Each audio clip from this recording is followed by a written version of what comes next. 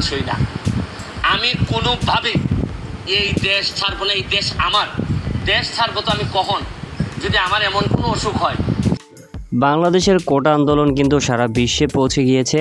প্রত্যেকে জায়গা থেকে কিন্তু প্রতিবাদ জানাচ্ছে, কেউ সোশ্যাল মিডিয়াতে, এবং বেশিরভাগ মানুষই কিন্তু মাঠে নেমেছে ছাত্রদের পাশে।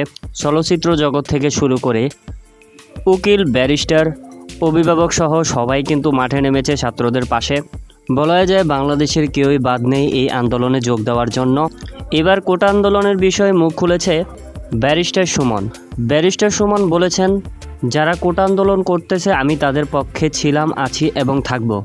তবে কিন্তু তারা এখন যা চাইতেছে সেটা দেওয়া কিন্তু সম্ভব না, কেননা তারা এখন এক দফা দাবিতে নেমেছে। তাদের আগে দাবি ছিল কোটা সংস্কার, কিন্তু তাদের এখন দাবি হচ্ছে সরকার পতন। এটা অসম্ভব। আমি জানি এটা কাদের কারসাজি। বিএনপি জামাত চাচ্ছে তাদের উপর ভর করে ক্ষমতায় আসতে। তবে আমার কথা হচ্ছে, সমন্বয়করা যদি নিজে এই দায়িত্ব নিত তাহলে আমি তাদের পক্ষে থাকতাম, কিন্তু তারা অন্যকে বসাতে চাচ্ছে, এতে আমি পক্ষে নেই। এমন কথাই বলেছেন ব্যারিস্টার সুমন।